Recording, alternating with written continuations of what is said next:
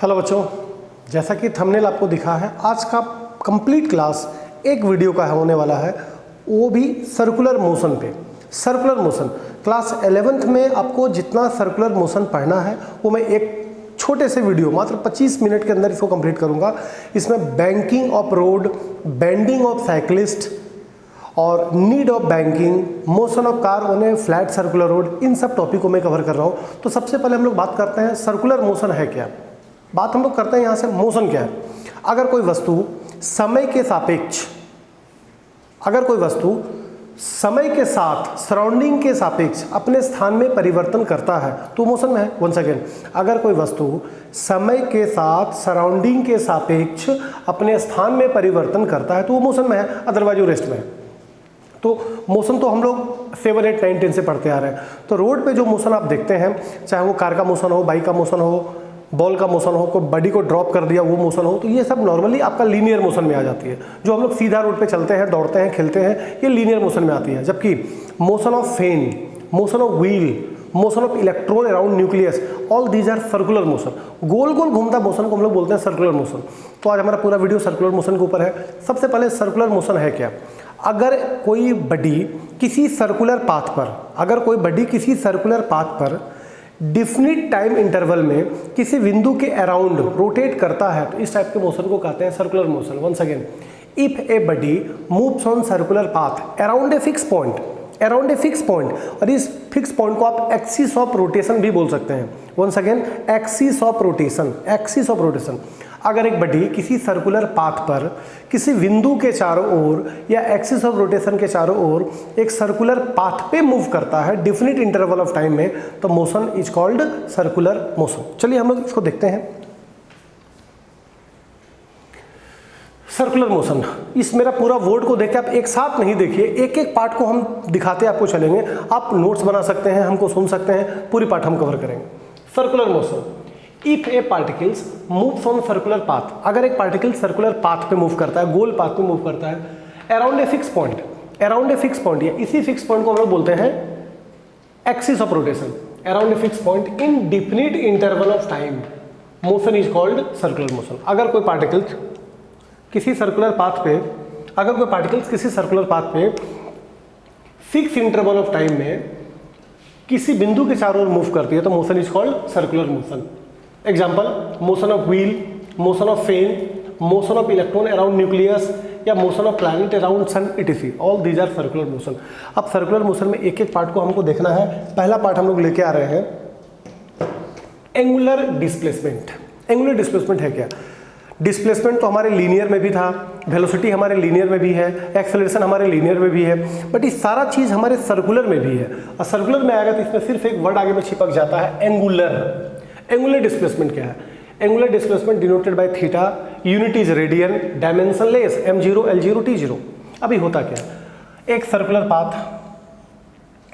Path है, मान लीजिए इसका सेंटर O है, रेडियस हमारा R है। किसी टाइम 0 पर हम है पॉइंट A पर, जब टाइम हमारा 0 है तो हमारा पार्टिकल्स है A पर, बट टाइम जब हो गया T तो हम पहुंच गए B तक।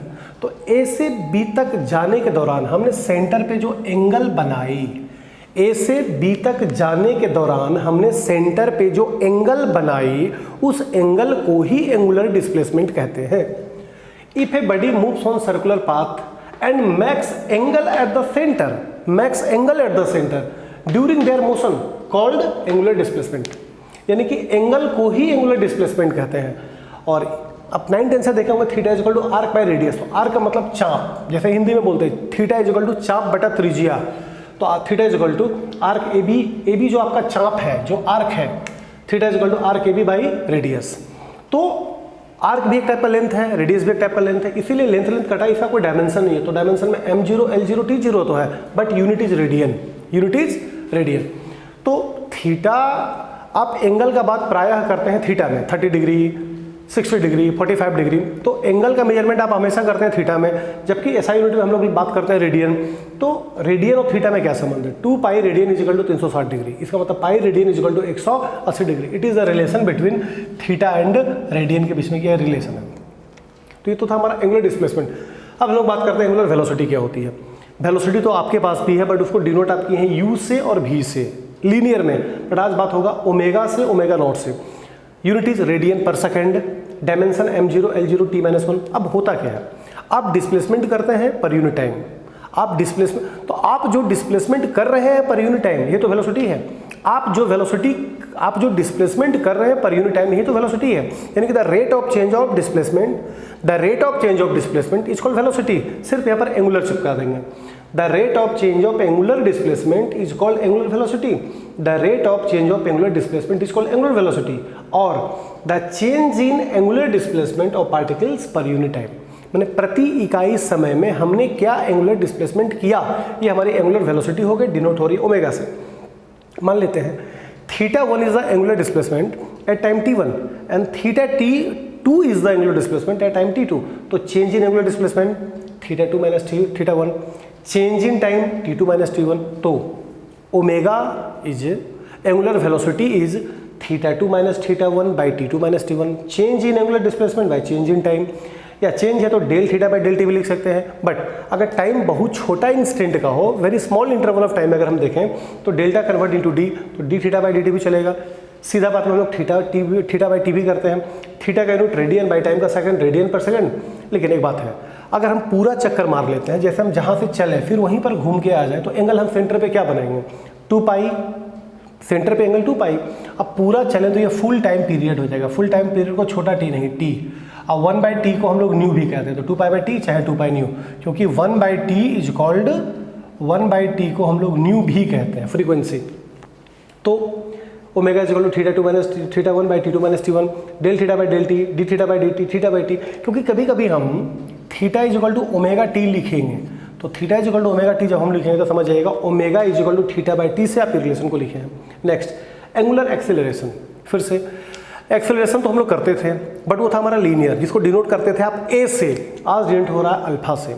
यूनिट है रेडियन पर सेकंड स्क्वायर, डायमेंशन है m0 L0 t-2। क्या होता है, the rate of change of angular velocity, the rate of change of angular velocity. वहाँ था the rate of change of velocity, ये खाली एंगुलर लगा दिया। The rate of change of angular velocity is called angular acceleration, या तो the change in angular velocity of particles per unit time. Omega 1 is the angular velocity at time t1, and जब time become t2 then the velocity become omega 2। तो change in angular velocity by change in time को ही कहेंगे angular acceleration, मतलब alpha. तो del omega omega 2 minus omega 1 by t2 minus t1 को del omega by del T, या time interval छोटा है तो D omega by D T. Omega का यूनिट रेडियन पर सेकंड बाई सेकंड, रेडियन पर सेकंड स्क्वायर। तो ये तो था angular acceleration, angular velocity, angular displacement. अब हम लोग बात करते हैं फ्रीक्वेंसी और टाइम पीरियड क्या होती है। दो बात आप सुनिए, किसी सर्कुलेटिंग बॉडी को एक कंप्लीट सर्कुलेशन करने में जो टाइम लगता है ये तो टाइम पीरियड है, बट एक सेकंड में जितना सर्कुलेशन करेगा ये फ्रीक्वेंसी है। वंस अगेन, एक सर्कुलेटिंग बॉडी को, एक घूमता हुआ वस्तु को एक कंप्लीट ऑसिलेशन करने में, एक कंप्लीट सर्कुलेशन करने में जो टाइम लगेगा it is called time period, but एक सेकंड में जितना ऑसिलेशन करेगा it is frequency. Frequency, the number of circulation in 1 second. Frequency is equal to 1/t, 1 second per second, या तो हर्ट्ज। लेकिन टाइम पीरियड क्या है, the time taken by circulating body to complete 1 circulation. एक complete circulation करने में जो time लगा वो तो टाइम पीरियड है, बट एक सेकंड में जितना सर्कुलेशन किया ये तो फ्रीक्वेंसी है। अब यहाँ पर आपके लिए कुछ स्पेशल चीज हम रखते हैं, लीनियर और एंगुलर के बीच में कंपेयर। क्योंकि लीनियर आप पहले ही देखे हैं, एंगुलर आज आप देख रहे हैं, दोनों में क्या अंतर है। चलिए, लीनियर एंगुलर। लीनियर डिस्प्लेसमेंट में आप यूज किए हैं x या y या s, जिसको पोजीशन बोलते हैं, यूनिट होता है हमारा मीटर, जबकि वही एंगुलर में हो जाएगा theta. Angular displacement unit radian. Linear velocity u और v से डिनोट हुआ है मीटर पर सेकंड के साथ, जबकि ये ओमेगा नॉट के साथ होता है, रेडियन पर सेकंड के साथ। लीनियर एक्सेलरेशन a था मीटर पर सेकंड स्क्वायर, जबकि एंगुलर एक्सेलरेशन हमारा अल्फा है, रेडियन पर सेकंड स्क्वायर। लीनियर मोमेंटम हमारा p था, p is equal to mv, और एंगुलर एक्सेलरेशन l है, l is equal to mvr। Linear में फोर्स है, जबकि एंगुलर में फोर्स टॉर्क है। न्यूटन्स लॉ के मुताबिक हम लीनियर में रखें f is equal to dp by dt, second law of motion से, जबकि f के जगह पे आ गया टाउ और l के जगह पे आ गया p, तो tau is equal to dl by dt। सिर्फ p को चेंज कर रहा हूँ l में और f को चेंज कर रहा हूँ टाउ में, रिलेशन लिखा। लीनियर में kinetic energy half mv square, जबकि रोटेशन में kinetic energy half i omega square. Mass change into I, जरा इसके लिए सुनिए। जो रोल मास प्ले करता है लीनियर मोशन में, वही role moment of inertia play करता है सर्कुलर मोशन में। एक बार और, मैंने तेज बोला है तो, जो रोल मास प्ले करता है लीनियर मोशन में, same role moment of inertia I play करता है रोटेशनल मोशन में। तो मास की जगह पे आई या भी की जगह पे omega, mass moment of inertia बन गई।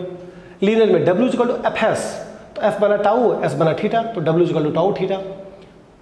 Power work by time, work की जगह पे किया एफ एस, नीचे टाइम है, एस बाई टी बन गई भी, तो power is equal to force into velocity, इधर पावर हो गई फोर्स की जगह पे टाउ और वेलोसिटी की जगह पे omega, P is equal to tau omega. और ये तीन फार्मूला आप स्टार्टिंग लॉ ऑफ मोशन से सुने हैं, v is equal to U plus A T, S is equal to U T plus half T square, V square minus U square is equal to two S, तो यहाँ पर है omega is equal to omega naught plus alpha T, theta is equal to omega naught T plus half alpha T square, और omega square minus omega naught का square is equal to two alpha theta. क्या change किया गया?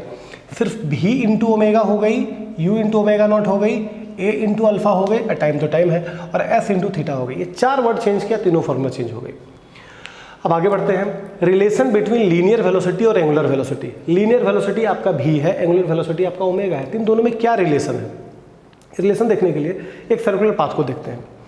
मान लीजिए कोई circular path है, कोई पार्टिकल्स है टाइम t1 पे a पर, और जब टाइम t2 हो गई तो पार्टिकल्स पहुंच गया b पर, तो a से b तक जाने के दौरान उस सेंटर पे एंगल बनाया del theta, radius is r, और दूरी तय किया है डेल s। तो हम यहाँ पर दोनों वेलोसिटी लिखते हैं, linear velocity v is equal to del S by del T, जहाँ डेल एस आपका डिस्प्लेसमेंट है, omega del theta by del T, दोनों यूज कर चुके हैं। लेकिन theta is equal to arc by radius, theta is equal to arc सामने वाला बाई रेडियस, तो डेल एस बाई आर भी आप यूज कर सकते हैं। तो यहाँ से डेल एस निकाल लो, del S is equal to R del theta, del S is equal to R del theta, और इस डेल एस को यहाँ पर हम लोग पुट कर देते हैं। तो डेल एस के जगह पे क्या रखें? आर डेल थीटा, तो डेल एस के जगह पे रखें आर डेल थीटा, नीचे आपका डी टी है, del theta by del T बन गई ओमेगा, यानी कि v is equal to R omega. ये फॉर्मूला को आप रट जाइए, v is equal to R omega, v is equal to R omega, v is equal to R omega. But a is equal to D V by D T आपका linear motion से है, a is equal to D V by D T, और v के जगह पे डालो are omega, v के जगह पे आर ओमेगा, आर कॉन्स्टेंट है, बाहर निकालो, मिलेगा D omega by D T, और D omega by D T हो जाएगी अल्फा, यानी कि a is equal to R alpha. Relation between linear velocity angular velocity, relation between linear acceleration and angular acceleration. अब इसके बाद हम लोग आते हैं सेंट्रीपिटल एक्सेलरेशन। अब इसको आपको ध्यान से सुनना होगा। देखिए, वेलोसिटी में दो चीज़ होती है, मैग्नीट्यूड एंड डायरेक्शन। अगर मैग्नीट्यूड चेंज करके वेलोसिटी चेंज होता है तब तो ये हो गया linear acceleration, but direction change करके जो वेलोसिटी चेंज होती है, अगर कोई पार्टिकल्स किसी सर्कुलर पाथ पे चल रहा है, अगर कोई पार्टिकल्स किसी सर्कुलर पाथ पे चल रहा है, तो अलग अलग बिंदु पर उसकी वेलोसिटी अलग अलग हो जाएगी। तो अगर वेलोसिटी, अगर डायरेक्शन बदल रही है तो वेलोसिटी बदलेगी, और डायरेक्शन बदलने से जो वेलोसिटी बदलता है, इससे जो एक्सेलरेशन आता है, this is called centripetal acceleration. एक पिक्चर देखते हैं, जैसे मान लीजिए ये कोई सर्कुलर पाथ है, पार्टिकल्स यहाँ पर है, यहाँ पर है, यहाँ पर है, यहाँ पर, एक ही पार्टिकल्स अगर अलग अलग बिंदु पे घूमते घूमते आ रही है, तो यहाँ पे वेलोसिटी का दिशा इधर है, यहाँ दिशा इधर है, यहाँ दिशा इधर है, यहाँ दिशा इधर है, तो माना v1 और v2 का मोड बराबर है, v3 का मोड बराबर है, v4 का मोड बराबर है, लेकिन डायरेक्शन तो अलग है, और डायरेक्शन बदलेगा तो वेक्टर बदलेगा, अब वेक्टर बदलेगा तो वेलोसिटी बदलेगा। तो अलग अलग बिंदु पर दिशा बदलने के कारण, अलग अलग बिंदु पर दिशा बदलने के कारण जो वेलोसिटी बदली, और इससे जो एक्सेलरेशन क्रिएट हो गया, दिस इज सेंट्रीपिटल एक्सेलरेशन। तो the acceleration which produce due to change in direction of body, due to change in direction of body is called centripetal acceleration. The acceleration which produce the change in direction of velocity, अगर velocity बदलता है दिशा बदल के, तो जो acceleration create होगा that is centripetal acceleration, and the direction of centripetal acceleration is towards centre, always towards centre. The direction of this acceleration is towards centre, और relation is a is equal to v square by R, मुंह पर रख लो, a is equal to v square by R. इसको किसी video में proof कर दूंगा, a इज इक्वल, क्योंकि इसको अगर प्रूफ करते तो एक शॉट में ये नहीं हो सकता था। तो a is equal to v square by R, और डायरेक्शन हमेशा होगा टुवर्ड्स द सेंटर। तो f is equal to m A तो आप यूज करते हैं सेकंड लॉ ऑफ मोशन से, तो f is equal to m A, a के जगह पे e वाला a को आप डाल दीजिए, तो हो गया mv square by R. This is centripetal force, क्योंकि ये फोर्स आप सेंट्रीपिटल एक्सेलरेशन से ला रहे हैं, तो centripetal force f is equal to mv square by R. और भी की जगह पे आर ओमेगा डालो, आर स्क्वायर ओमेगा स्क्वायर एक आर से काटो तो एम आर ओमेगा स्क्वायर भी हो जाएगी। ओमेगा की जगह पे 2 पाई बाय न्यू डालेंगे स्क्वायर करके तो 4 पाई स्क्वायर टी स्क्वायर हो जाएगी। अब 1 बाई टी बन जाएगी न्यू, तो न्यू स्क्वायर। ये भी सेंट्रीपिटल फोर्स है, ये भी सेंट्रीपिटल फोर्स है, ये भी सेंट्रीपिटल फोर्स है, ये भी सेंट्रीपिटल फोर्स है। क्या किया, सिर्फ भी को खोला आर ओमेगा, ओमेगा को खोला 2 पाई बाय टी और 1 बाई टी को कर दिया न्यू, चारों फॉर्मूला बन गए। अब कुछ example of circular motion. But example में 2 एग्जाम्पल आपसे बात करेंगे। पहला motion of car on a flat circular road, पहला काम करेंगे motion of car on a flat circular road, और एक लाएंगे हम बैंक सर्कुलर रोड। पहला करते हैं फ्लैट। एक कार है किसी फ्लैट रोड पर, पिक्चर को मैं मिटा कर रीड्रॉ करता हूं। चलिए एक मैं लेता हूं सर्कुलर रोड, बट ये रोड है फ्लैट, ये हमारा सेंटर हो गई, ये हमारा हो गया रेडियस। एक कार अगर फ्लैट रोड पर है तो नीचे लगेगा उसका वेट mg, ऊपर लगेगा r। मान लेते हैं m is the mass of car and r is the radius of circular road.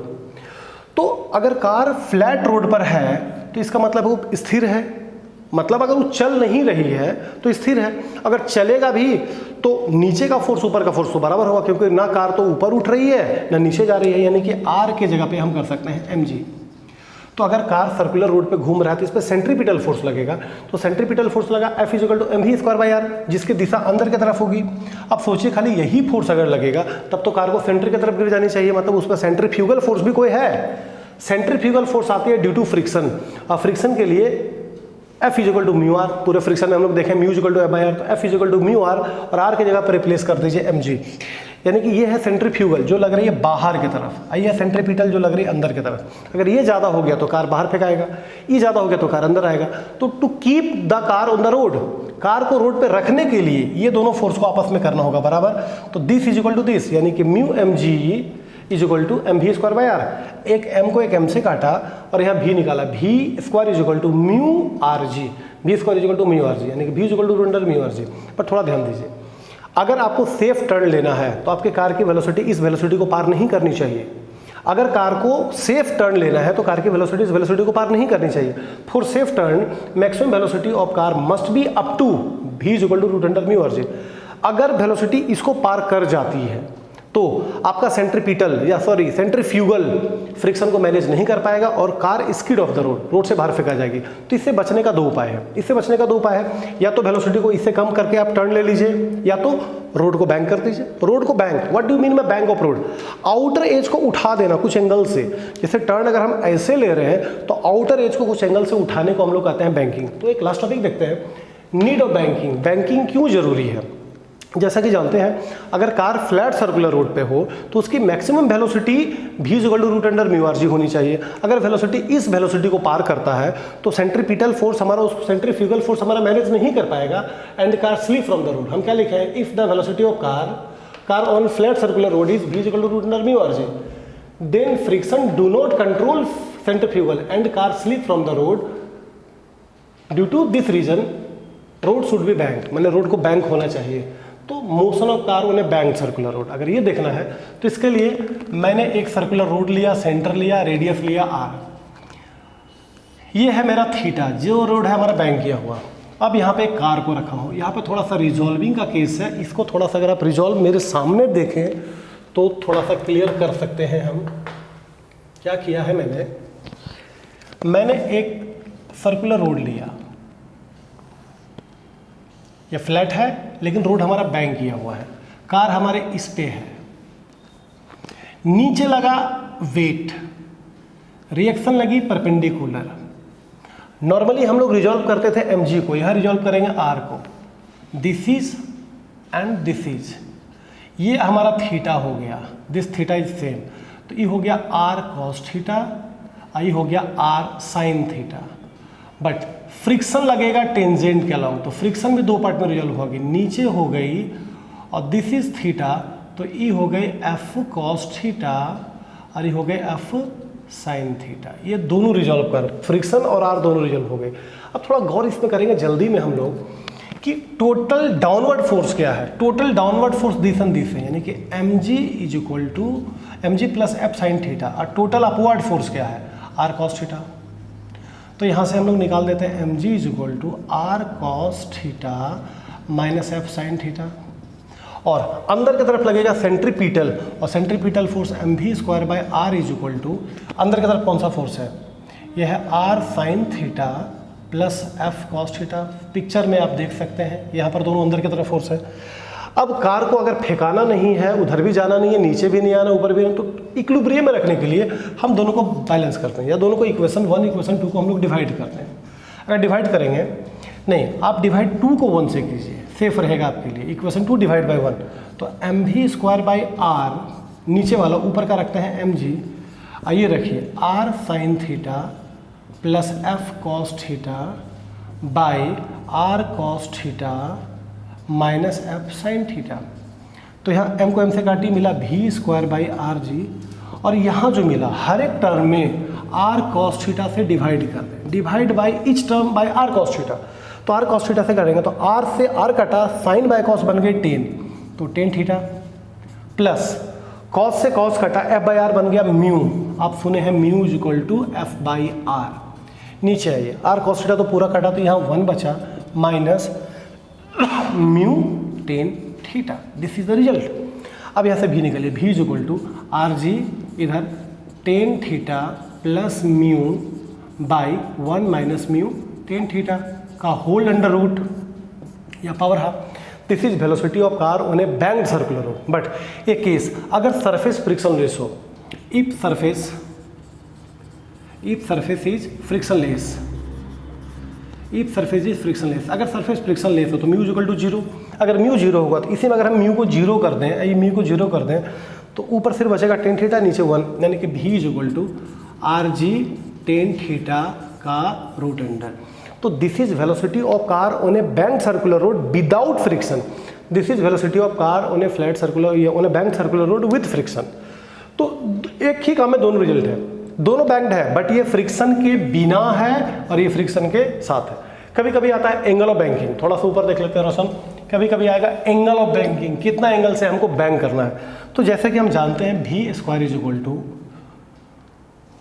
Are G 10 theta है, अगर कितना एंगल से बैंक करना है तो आप निकाल लो, 10 theta is equal to v²/rg, यहाँ से theta is equal to 10 inverse v²/rg।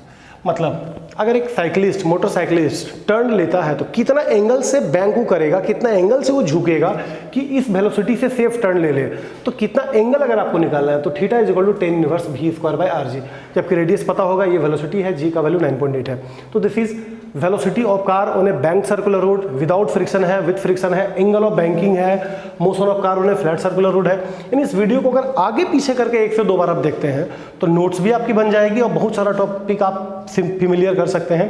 तो ये कंप्लीट एक वीडियो आपने देखा 20-25 मिनट में, सर्कुलर मोशन। इसमें मेन अगर चीज हम देखें तो bending of cyclist, banking of road, need of banking. Banking क्यों जरूरी है? अगर velocity of car flat circular road पे है v is equal to root under mu R G, अगर हमारा कार का वेलोसिटी इस वेलोसिटी को पार करता है तो हमारा सेंट्रीफ्यूगल मैनेज नहीं होगा फ्रिक्शन के द्वारा और हम बाहर स्कीड करेंगे। तो इससे बचने का 2 उपाय है, या तो वेलोसिटी को इससे कम रखें, या तो रोड को बैंड कर दें, या तो अपने आप को बैंड कर लें। लेकिन अगर हम कार में हैं तो अपने आप को बैंड हम कर नहीं सकते हैं, या तो वहाँ पर 2 ही उपाय है, या तो वेलोसिटी को कम रखना होगा या तो हमको बैंक रोड रखना होगा। तो रोड कितना एंगल से बैंक करेंगे, वेलोसिटी क्या होगी, तो इसका एक स्क्रीनशॉट ले सकते हैं, इसका नोट्स आप बना सकते हैं। फिर मिलते हैं अगले वीडियो में। Thank you.